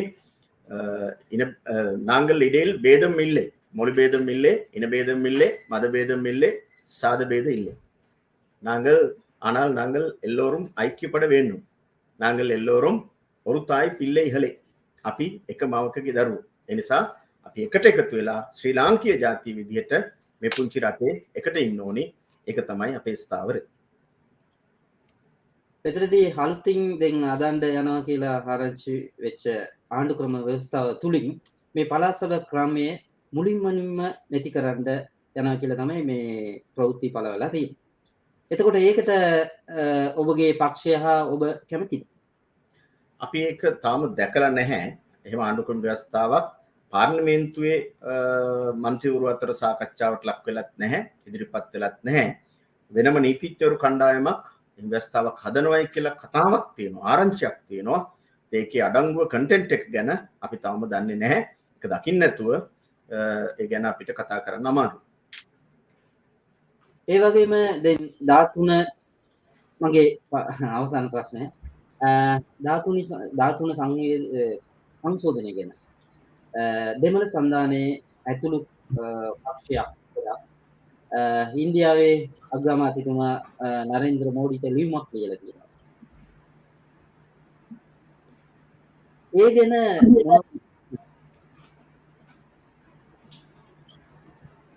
අපි දකින්නේ ලංකාවේ ප්‍රශ්න ලංකාව අභ්‍යන්තරයෙන් අපි විසඳ ගන්න ඕන. විදේශ රටවලට අපේ ප්‍රශ්න වලට ඇඟිලි ගහන්න තියෙන එක හොඳ නැහැ. ඇමරිකාව වේවා, ඉන්දියාව වේවා, චීනය වේවා, කවර හෝ රටක් ලංකාවේ ප්‍රශ්න වලට ඇඟිලි ගහන එක ලංකාවේ ස්වෛරීත්වයට, ලංකාවේ ස්වාධීනත්වයට අනතුරක්. ඉතින් අපේ රට ඇතුලේ අපි විසඳ ගන්නවා නම් ඒක තමයි වඩාත්ම හොඳ. අපේ බාහිර පාර්ශවයන් වලට අතපොවන් නැත්නම් යම් බලපෑම් කරන්න ඉඩ හදන එක හොඳ ක්‍රමයක් කියලා අපි පිළිගන්නේ නැහැ. නමුත් මන්ත්‍රීතුමනි 1987 දී ලංකා ඉන්දියා ගිවිසුම් පස්සේ තමයි මේ 13 වෙනි සංශෝධනය ගෙනාවේ. එතකොටත් මේ පිටරටින් ඇඟිලි ගැසීමක් සිදු වුණා නේද? පැහැදිලිවම සිද්ධ වුණා. ඒකෙන් තමයි මේ අපේ රටට උචිත නැති ක්‍රමයක් බලහත්කාරයෙන් අපි මත පැටවුවේ. ඇත්තටම එදා ජේ.ආර්. ජයවර්ධන අපේ ත්‍රිකුණාමලය තෙල් ටැංකි සහ ත්‍රිකුණාමලය වරාය ඇමරිකාවට දෙන්න තමයි ප්ලෑන් කරේ, උත්සාහ කරේ. ඒකට ඉන්දියාව කැමති වුණේ නැහැ. ඒ නිසා තමයි ඉන්දියාව වහම මැදිහත් වෙලා ඉන්දු ලංකා ගිවිසුම අත්සන් කරලා ත්‍රිකුණාමලයේ තෙල් ටැංකි ඉන්දියාව සහ ලංකාව අතර හවුල් ව්‍යාපාරකින් පවත්වාගෙන යා යුතුයි කියලා එකඟතාවයකට ආවේ. ඉතින් ඒ ඇත්තටම ගත්තොත් ඒකේ ආධිනව තමයි අදත් අපි විඳින්නේ. අද අපේ තෙල් බල ශක්තිය සම්පූර්ණයෙන් අපෙන් බැහැර වෙලා තියෙනවා. ඉතින් ඒ බලය දැන් වෙන රටවලට ගිහිල්ලා තියෙනවා. ඉතින් මේ එදා කරපු ඇඟිලි ගැහිමෙන් ඇත්තටම ඉන්දියාව බලහත්කාරයෙන් ඇඟිලි ගැහුවා නෙමෙයි. අපේ පාලකයෝ ඒකට ඉඩ හැදුවා, පාර කැපුවා. ඒකෙන් තමයි ඒ තත්ත්වය ඇති වුණේ. ඉතින් ඒ වැරද්ද අපේ රටට තවමත් බලපාලා තියෙනවා.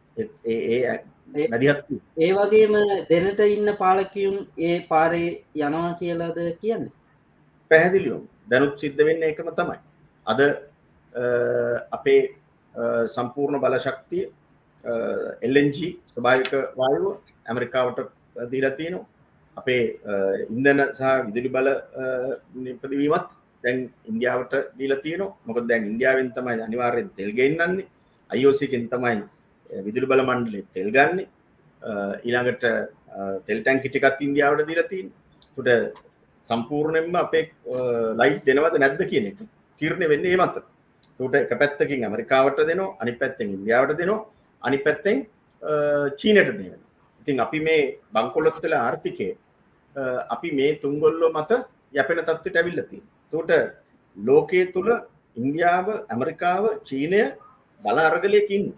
ඒ බල අරගලේ ගොදුරක් බවට අද අපි පත් වෙලා තියෙනවා. ඉතින් මේ වර්තමාන පාලකයෝ මේ බාහිර බලවේග වලට අපේ රටේ අභ්‍යන්තර ප්‍රශ්න වලට මැදිහත් වෙන්න ඉඩ හැදීමක් තමයි කරලා තියෙන්නේ අදත්. මන්ත්‍රීතුමනි කියපු කාරණා ටිකක් මම දෙමළින් පරිවර්තනය කරලා ඊළඟ ප්‍රශ්නයට මම යොමු කරන්නේ மாகாண சபை முறைமைகள் தொடர்பில் அவர் கேட்கப்பட்ட கேள்விகளுக்கு அவர் அளித்த பதில், இந்த மாகாண சபை முறைமை தேசிய பிரச்சனைக்கு தீர்வாகவும் மாகாணங்களுக்கு இடையில் அபிவிருத்தியை மேற்கொள்வதற்குமாகவே கொண்டு வரப்பட்டது. ஆனால் இந்த இப்பொழுது இருக்கின்ற இந்த முறை தேசிய பிரச்சனையும் தீர்க்கவில்லை, மாகாணங்களில் அபிவிருத்திகளையும் மேற்கொள்ளவில்லை. குறிப்பாக சொல்லப்போனால் மேல் மாகாணத்தில் பொருளாதார ரீதியான அபிவிருத்திகள் காணப்படுகின்றன, முன்னெடுக்கப்பட்டு கொண்டிருக்கின்றன. ஏனைய மாகாணங்களை பொறுத்தவரையில் அவ்வாறு எதனையும் எதிர்பார்க்க முடியாது. அதே நேரத்தில் நாங்கள் ஒரு இந்த மாகாணங்களை பிரித்து தமிழ் பிரதேசம் அல்லது முஸ்லிம் பிரதேசம் என்று கூறி தனியாக ஒதுக்கி ஒரு ஆட்சியை செய்ய முடியாது. அவ்வாறு செய்தால் இந்த பிரச்சனை இன்னும் உக்ரமடையும், இது இந்த நாட்டுக்கு நல்லதல்ல என்பதை கூறிய அவர் இனம், மொழி, சாதி மற்றும் எவ்வித பேதங்களும் இன்றி அதனை முன்னெடுத்து செல்ல வேண்டும் என்று கூறினார். இதே போல இந்த தமிழ் தேசிய கூட்டமைப்பு இந்திய பிரதமர் நரேந்திர மோடிக்கு அனுப்பிய கடிதம் தொடர்பில் எழுப்பிய கேள்விக்கு அவர் அளித்த பதில், எந்த ஒரு வெளிநாடும் உள் விவகாரங்களில் தலையிடக்கூடாது, அது நாட்டுக்கு நல்லதல்ல என்று பதிலளிக்கையில் 1987 ஆண்டு இலங்கை இந்தியாவுக்கு இடையில் செய்து கொள்ளப்பட்ட இந்த இந்து லங்கா ஒப்பந்தத்தின் பிரகாரம் தான் இந்த மாகாண சபை முறை உருவாக்கப்பட்டது. ஆக அப்பொழுது இருந்தே அந்த வெளிநாட்டு தலையீடு இருந்தது தானே என்று கேட்கப்பட்டதற்கு ஆம், அது அப்பொழுது மட்டுமல்ல, இன்றைய ஆட்சியாளர்களும் அந்த ஒட்டிய அந்த பாதையில் பயணித்துக் கொண்டிருக்கின்றார்கள் என்று அவர் தனது பதிலில் தெரிவித்திருந்தார். இந்த நிலையில் எங்களுடைய நேரம் கூட மிக குறுகியவராக இருக்கின்றது. ஆகையால் அடுத்த எங்களுடைய ஏனைய சகோதர மொழிகளிலிருந்து வருகின்ற கேள்விகளை கேட்பதற்காக அசந்தினி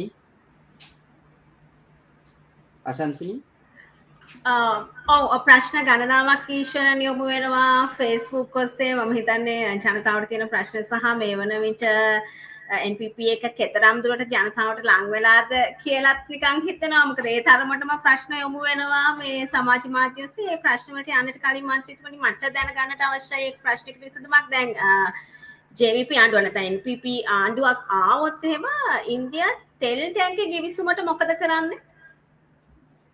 දැන් ගිවිසුම අත්සන් කළා ඉවරයි. ඒ නිසා අත්සන් කරපු ගිවිසුම අවශ්‍ය කරන්න බෑ. ඒකට ඇත්තටම නැවත ඉන්දියාවත් එක්ක සාකච්ඡා කරලා එකඟතාවයන් හදාගන්න වෙනවා. ඒක ලේසි නෑ. ඒ නිසා අපි කියන්නේ නැහැ අපේ NPP බලයක් LPP ආණ්ඩුවක් යටතේ අත්සන් කරපු ගිවිසුම මුළුමනින්ම අවශ්‍ය කරනවා කියලා. එහෙම කරන්න බෑ. මොකද ජාත්‍යන්තරව ඒ බැඳීම් තියෙනවා. ජාත්‍යන්තර උසාවි වලට යන්න පුළුවන්, බේරුම් කරන වලට යන්න පුළුවන්. නැවත පවර ගන්න එක ලේසි නෑ. නමුත් අපි ඒ සම්බන්ධයෙන් නැවත සාකච්ඡා කරලා වෙනස් කරගන්න අපි උත්සාහ කරනවා. නමුත් පවර ගන්නවා කියලාම සහතික දෙන්න බෑ. මොකද දැන් ඒවා ගිවිසුම් වලින් දීලා ඉවරයි. ඒ නිසා තමයි අපි මේ දෙන්න කලින් මේක දෙන්න එපා කියලා මේක බේරගන්න මෙච්චරම උත්සාහ කරන්නේ. මෙච්චර කෑ ගහන්නේ ඒකයි. දුන්නට පස්සේ ගන්නවා කියන එක ලේසි නෑ. අපි අර ඉස්සෙල්ලා නවත්තපු ප්‍රශ්නට උත්තරයක් දුන්නා. නමුත් ඒ ප්‍රශ්නයත් එක්ක නැවත වරක් ප්‍රශ්නයක් යොමු කර තිබෙනවා. මේ ඒ කියන්නේ අර රංචන්ගේ කතාවත් එක්ක, ඒ කියන්නේ රංචන් කියාකට නීතිය විශ්වාස කළ නොහැකි ඇයි ඒ බව පාර්ලිමේන්තුව අරප්‍රසාද යොදා ගනිමින් අභියෝගයට ලක් නොකරන්නේ? ඔබලාද අධිකරණය විවේචනය කරන්නේ නැහැ නේද කියලා අහලා තියෙනවා. අධිකරණය නෙමෙයි ඇත්තටම විවේචනය කරන්න ඕනේ දේශපාලනය. මොකද අධිකරණය දේශපාලන ඇඟිලි ගැසීම් තියෙනවා. ඒකට අධිකරණයත් දේශපාලන බලපෑම් වලට ලක් වෙලා. ඒ නිසා අපි ඒක කටයුත්ත අනිවාර්යයෙන් විවේචනය කරනවා. අද ඊයේ සහ අදත් පාර්ලිමේන්තුවේ අධිකරණ අමාත්‍යාංශයේ පනත් කීපයක් ගැන විවාදයේ තිබුණේ. එතෙන්දී අපේ ස්ථාවරය අපි පැහැදිලිව කිව්වා. අධිකරණයේ ස්වාධීනත්වය නැති කරලා තියෙනවා. ඉතා පැහැදිලිව ස්වාධීන අධිකරණ කොමිෂන් සභාවක් තිබුණා. එතකොට ශ්‍රේෂ්ඨාධිකරණයේ අභ්‍යාචනාධිකරණයේ මිනිසුරුවරුන් පත් කරද්දී ව්‍යවස්ථා සභාව හරහා තමයි පත් වුනේ.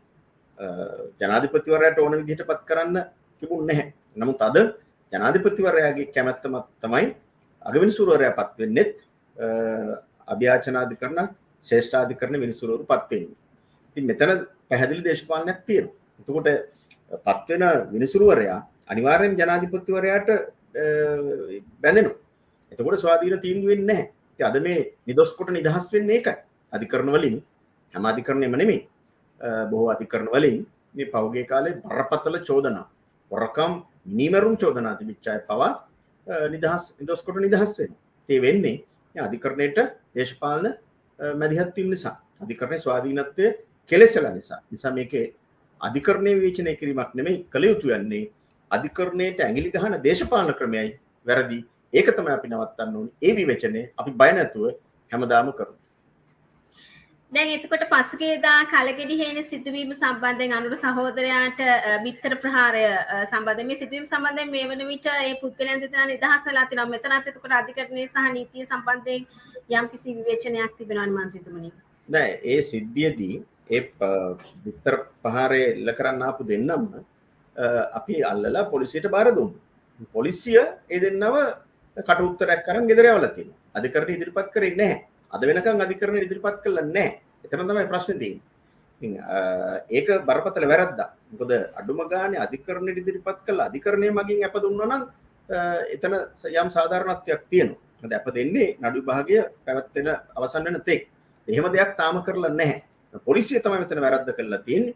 ඉතින් පොලිසිය දේශපාලනයමත් තීරණය වෙන්නේ. කවුරුත් දන්නවා මේ බිත්තර ප්‍රහාරය මෙහෙवला තිබුණේ සංඝ සේනාධිපතිගේ බලෑනිය. ඉතින් ඒ කණ්ඩායම තමයි ඇවිල්ලා තිබුණේ. ඉතින් දේශපාලන සම්බන්ධයේ කවුරුත් දන්නවා ජනාධිපතිවරයාගේ යාළුවා තමයි සංඝ සේනාධිපති අවන්ගාඩ් ප්‍රධානියා. ඉතින් ඒ යාළුකම් මත පොලිසියට බලපෑම් කරලා අත්අඩංගුවටවත් ගන්න නැතුව කට උත්තරයක් ලියාගෙන මේ මුළු රටම දැක්කා ඒ බිත්තර ප්‍රහාරය කරන විදිය. මේ බිත්තර ගහන විදිය මාධ්‍ය හරහා වීඩියෝ CCTV කැමරා වලින් ගත්ත ඡායාරූප පළ වුණා, වීඩියෝ පළ වුණා. එහෙම තියෙද්දි පොලිසිය නිර්ලජ්ජිත විදියට මේ අයව කට උත්තරයක් කරන් යවුවා. ඉතින් මෙතන තියෙන්නේ නීතිය ප්‍රශ්නයක් නෙමෙයි, නීතිය ක්‍රියාත්මක වීමේ වැරද්දක්. ඉතින් ඒක දේශපාලන ඇගිලි ගැනීමක් මත අපි ඒකට එරෙහිව අධිකරණයට අනිවාර්යයෙන්ම යනවා. මානවිකම් කොමිසමට පැමිණිලි කරනවා. ඒ වගේම අපි මේක ශ්‍රේෂ්ඨාධිකරණයටත් ගෙනියන්න බලාපොරොත්තු වෙනවා. ප්‍රශ්නයක් යොමු වෙනවා රොෂාන් ෆර්නෑන්ඩෝගෙන් මත්ද්‍රව්‍ය හෙරොයින් වැළැක්වීම හා ඒට ඇබ්බැහි වූවන් ගලවා ගන්න ඔබලාට තිබෙන පියවර මොකක්ද? ඇත්තටම මිනිස්සු ඇයි මේ කුඩු විකුණන්නේ? කුඩු බිස්නස් කරන්නේ?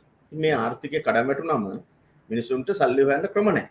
ඉතින් වැරදි දෙයක් කියලා දැන මේක හිරේ විලංගුවේ රැටෙනවා කියලා දැන ඒ වගේම මරණීය දඬුවම් දෙනවා කියලා දැන මේකටම යනවා. ඒ ඇත්තටම වෙන්නේ සල්ලි නැතිකමත් එක්ක. බුදුහාමුදුරුවෝ ඒ කාලේ ජාතක කතාවක ඉතා පැහැදිලිව කිව්වා දුප්පත්කම ඇති වෙන කල්හි හොර හතුරුන් බිහි වෙනවා. හොර හතුරුන් නැති වෙන කල්හි අවි ආයුධ බිහි වෙනවා. අවි ආයුධ ඇති වෙන කල්හි ඝාතන, මංකොල්ල කෑම්, ස්ත්‍රී දූෂණ එවැනි සමාජ අපරාධ සිද්ධ වෙනවා කියලා. දැන් පතුලේ තියෙන එක. නිසා ගල්කිස්සේ උසාවියේදී අවුරුදු 28ක කාන්තාවක් උසාවියේ මිදුලේ කුඩු පැකට් එකක් තමන්ගේ යට ඇඳුමේ හංගගෙන ඉඳලා විකුණලා පොලිසියට අහු වුණා. ඉතින් ඇහුවා මත්තරමුටක අරගෙන ඇහුවට පස්සේ ආ කිව්වේ මගේ දරුවෝ දෙන්නට කිරි ටික දෙන්න විදිහක් නැහැ. ඉතින් මං කුඩු විකුණලා හරි මං වදපු දරුවන්ට හදන්න මේ සල්ලි ටික හොයන්න තමයි කරන්න කියලා. නිසා මේකේ පතුලේ තියෙන එක නිසා මේ කුඩු ජාවාරම් නැති කරන්න අනිවාර්යයෙන්ම අපි ආර්ථිකය වෙනස්කම් කළ යුතුයි. ඊළඟට මේකට සම්බන්ධ වෙන්නේ දේශපාලන. වෙන කවුරුත් නෙමෙයි. මහා පරිමාණ වශයෙන් කුඩු ගෙන්නන්නේ කවුද? මේ කුඩු බොන අය අල්ලලා මේ මිහිරේ දැම්මට මේක නවත්තන්න බෑ. ඒ ගම්වල අහිංසක තරුණයෝ ඒකට අහු වෙන්නේ. හැබැයි මේ කුඩු ගෙන්නන ජාවාරම් පිටිපස්සේ තියෙන්නේ දේශපාලන රැකවරණ.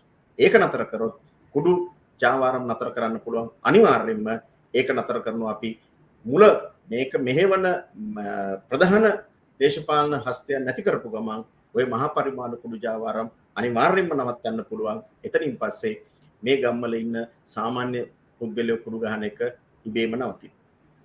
NPP के हो JVP के कुडू बिजनेस කරන දේශපාලඥයන් නැහැ. ඒවට සම්බන්ධ සමාජිකයන් නැහැ. වගකීමක් නැහැ. අපේ භාවිතාවෙන් අපේ ආදර්ශයෙන් අපි ඔප්පු කරලා තියෙනවා. ඔය කියන කුඩු බිස්නස් නෙමෙයි. කිසිදු සමාජ විරෝධී ව්‍යාපාර හෝ සමාජ විරෝධී කටයුත්තකට සම්බන්ධ වෙච්ච අය අපි මේ දේශපාලන ව්‍යාපාරයට ගාව ගන්නේ නැහැ. අපේ භාවිතාවෙන් අපි පෙන්නලා තියෙනවා ඔය වරදාන වරප්‍රසාද නැතුව. අපි කොහොමද දේශපාලනය කරන්නේ? දැන් අවුරුදු 20 ගාණක් අපි පාර්ලිමේන්තුවේ ඉන්නවා දැන්. ඉතින් අපි දේශපාලන බලය පාවිච්චි කළා පස් කපලා තියනවාද? ගල් කොරි දාලා තියනවද? එහෙම නැත්නම් කොන්ත්‍රාත් කරලා තියනවද? කප්පන් අරන් තියනවද? කුඩු බිස්නස් කරලා තියනවද? එහෙම කිසිදු චෝදනාවක් අපේ කණ්ඩායමට නැහැ. ඉතින් එහෙම නොකරපු മന്ത്രിවරු ඉන්නේ ජාතික ජනබලවේගයේ විතරයි. ඒ සහතිකේ අපි භාවිතාවෙන් දීලා තියෙනවා. අනාගතයේ හැදෙන ආණ්ඩුවක අනිවාර්යයෙන් මේක අපි අපුරටම ක්‍රියාත්මක කරමු. තව ප්‍රශ්නයක් වෙනවා විජේරත්නගෙන්. ජාතිවාදී හා ආගම්වාදී පක්ෂවලට ඒවායෙන් මිදී පොදුවේ මැතිවරණයට ඔබ හා එක්වන ලෙස ආරාධනා කර තිබේද? අපි දේශපාලන පක්ෂවලට කියලා ආරාධනා කරලා නැහැ. මොකද ජාතිවාදී පක්ෂ ඒ ජාතිවාදය අතහැරලා නැහැ. අපි ඒ පක්ෂත් එක්ක එකතු වෙලා ඉන්න සමාජිකයන්ට අපි ආරාධනා කරලා තියෙනවා. ඒ ජාතිවාදී පක්ෂවල ඉන්නේ නැතුව එතනින් මිදලා ජාතිවාදී නොවන දේශපාලන ව්‍යාපාරයක් එක්ක එකතු වෙන්න කියලා. ජාතිවාදී දේශපාලන පක්ෂ ජාතිවාදී අතාරිනවා කියන එක අපි කිව්වට කරන්නේ නැහැ. ඉතින් ඒගොල්ලෝ ඒක කරගෙන යනවා. ඒවා දුර්වල කරන්න තියෙන එකම උත්තරේ තමයි ඒවට බැඳෙන සමාජිකයෝ එතනින් මුදවලා මෙතෙන්ට ගන්න එක. දැන් ජේ.පී ඉදිරි මැතිවරණ කටයුතු ගැන කතා කරනකොට අනුර සහෝදරයාගේ නායකත්වයෙන් සහ ප්‍රධානත්වයෙන්ද මේ සියල්ල සිද්ධ වෙන්නේ? ඒ කියන්නේ ඉදිරි මැතිවරණයකදීත් ඔහු තමයි නායකත්වයේ දරන්නේ. ජාතික ජනබලවේගයේ නායකත්ව මණ්ඩලයක් ඉන්නේ. තනි පුද්ගල නායකයෙක් නෙමෙයි. ඒ නායකත්ව මණ්ඩලයේ ජාතික ජනබලවේගයේ ජාතික විධායක සභාවේ අනුර දිසානායක සහෝදරයාත් අපි දේශපාලන ක්‍රියාධරයන් ඉන්නවා. ඒ වගේම මම ඉස්සෙල්ලා කිව්වා වගේ විශ්වවිද්‍යාල ආචාර්යවරු, මහාචාර්යවරු, ව්‍යාපාරිකයෝ, වෛද්‍යවරු, නීතිඥවරු, ඉංජිනේරුවන් විවිධ වෘත්තිකයන් ඉන්නවා. ඒ මණ්ඩලය විසින් තමයි තීන්දුව తీරන ගන්න. හැබැයි එහි නායකයා අනුර දිසානායක සහෝදරයා. හැබැයි ඔහු තනි පුද්ගලයෙක් විදිහට නායකත්වය දෙනවා නෙමෙයි. ඒ මණ්ඩලය විසින් ගනු ලබන තීන්දුව తీරන ක්‍රියාත්මක කිරීමේ ප්‍රධානියා විදිහට අනුර දිසානායක සහෝදරයා කටයුතු කරනවා. ඉදිරියේදී ජාතික ජනබලවේගයට නායකත්වය දෙන්නේ අනුර දිසානායක සහෝදරයා. ඉදිරි මැතිවරණයේදී අනිවාර්යයෙන්ම ඒ නායකත්වය ඔබ වෙමින් පක්ෂයේ මෙහෙවන්නේ අනුර දිසානායක සහෝදරයා. YouTube එකේ සුවින් ප්‍රශ්නයක් යොමු කරලා තියෙනවා 2025 දී JVP ජනාධිපති කෙනෙක් බිහි කරන්න පුළුවන් කියලා ඔබතුමාට මතයක් තිබෙනවාද? පැහැදිලිව අපි ඒ විශ්වාසය මත තමයි මේ දේශපාලනය කරන්නේ. අපි මේ රටේ ජනතාව විශ්වාස කරනවා. අද ත්‍රිවිල් පාක් එකේ, බස් එකේ, කෝච්චියේ, හන්දියේ, වැඩපොලේ, කුඹුරේ, හේනේ පිටරට විදේශගත වෙලා ඉන්න ශ්‍රී ලාංකිකයෝ ඒ හැමතැනම කතා වෙන්නේ මේ දෙගොල්ලන්ට ආපහු බලය දෙන්නේ නැහැ. ඊළඟ සැරේ අපි දෙන්නේ JVP එකට කියලා. ඉතින් හැමෝම කියන්නේ ඊළඟ වතාවේ ජනතා විමුක්ති පෙරමුණට ඡන්ද දෙන්නේ කියලා. ඉතින් මේ මතය දැන් සමාජගත වෙලා ඉවරයි.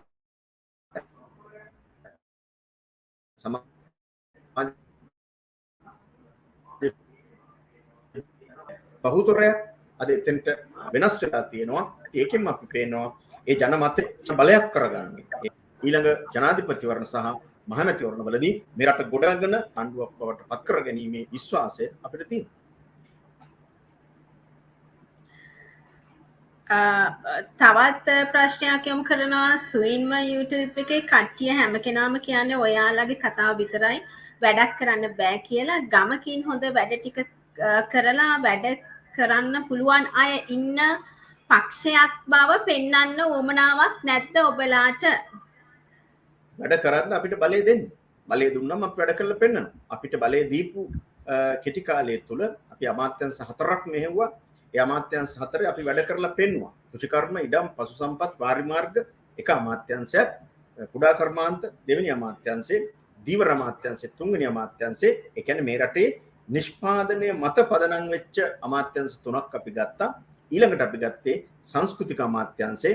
ඒ කියන්නේ සංස්කෘතික හා ජාතික උරුමයන් මේ රටේ මිනිසුන්ගේ චින්තනය වෙනස් කරන්න ඔළුව හදන අමාත්‍යංශේ. ඉතින් අපි අමාත්‍යංශ වලින් වැඩ කරලා පෙන්නුවා. වැව් දහසේ ව්‍යාපෘතිය, කිරිගොවි ගම්මාන දහසේ ව්‍යාපෘතිය ඒවා අද දිගටම ක්‍රියාත්මක වුණා නම් අද මේ කිරිපිටි නැති පෝලිං තත්ත්වයක් එන්නේ නැහැ. අපේ රටේ අපි කිරිපිටි ටික හදනවා. අද ඕස්ට්‍රේලියාවෙන් නවසීලන්තෙන් කිරිපිටි එනකම් නැව එනකම් බලන් ඉන්නවා ඩොලර් නැතුව. ඉතින් ඒ තත්ත්වය ඇති වෙන්නේ නැහැ. අපි ඒක දැක්මෙන් අපි ඒව පටන් ගත්තා. අපි වැඩ කරලා පෙන්නුවා. ඒ විතරක් නෙමෙයි ඒ අමාත්‍යංශ හොබවන කාලය තුල ඇල්පෙනිත්තක් හොරකම් කරා කියලා අපිට චෝදනා නැහැ. අපි එහෙම හොරකම් කරලා නැහැ. ඉතින් වැඩ කරලා පෙන්නපු භාවිතාවක් අපිට තියෙනවා. ඒ වගේම තමයි අපි හෙට දවසේ අපිට බලය දෙන්න බලය දීලා බලන්න. අපි කියන්නේ ජනතාවට. දැන් මේ දෙගොල්ලන්ටම දුන්නා අවුරුදු 74ක්. එක වතාවක් මේක වෙනස් කරලා අලුත් කණ්ඩායමකට බලය දෙන්න. අපි සාතික වෙනවා අනිවාර්යයෙන්ම ඒ අවුරුදු 74ක් පුරාවට මේ රට ගොඩනගන්න බැරි වෙච්ච පාලකයන්ට වඩා වෙනස්ව මේ රට කෙටි කාලයක් තුල ගොඩනගලා වෙනස් කරලා පෙන්නනවා. ඒක අපි භාවිතාවෙනුත් ඔප්පු කරලා තියෙනවා. ඒක වැඩ කරලා පෙන්නන්න අපිට බලය දෙන්න. අපිත් බලන් ඉන්නවා ඒ සහතිකයෙන් කෙසේනම් ආකාරයෙන් ඉටුවේවිද කියලා නේද ඊශ්වරන්. අලගෙන අද දවසේදී ඩේලි මිරර් ලංකාදීප සජීවී සංවාදය කාලහවුරාව අවසන් වෙගෙන යනවා ඊශ්වරන්. ඉතින් සුතනම් අද දවසේදී daily mirror Tamil mirror Lankadeepa සජීවී සංවාදය ඔස්සේ සම්බන්ධ වුණේ අපිත් එක්ක පාර්ලිමේන්තු මන්ත්‍රී විජිත හේරත් මහතා. බෙහෙවින්ම ස්තුතියි. බෙහෙවින්ම කාර්යබහුල මොහොතක තමයි මේ විදිහට අපිත් එක්ක එක්කාසුනේ මේ සජීවී සංවාද සටහන ගෙන යන්නට. ඊශ්වරන් එසේනම් සූදානම් අද දවසේ සජීවී සංවාදය අවසන් කරන්නට. Yes, thank you, MP Herath, for taking time to join us on this program. A lot of issues that we were able to cover. Hopefully, we'll be able to meet you again and have a wider discussion. But unfortunately, we ran out of time, so we'll have to end this program. But once again, thank you for joining us on this program, MP Herath. Yes, thank you very much. Bom stuti. Micham Nandri. நன்றி நன்றி வணக்கம் Vanakkam. To all our සුබ viewers, රාත්‍රියක්. thank you for joining us. Thank you for all your comments and questions. And do join us again, hopefully next Thursday, for our next program that is In Conversation Live. Till then, stay safe and have a good night.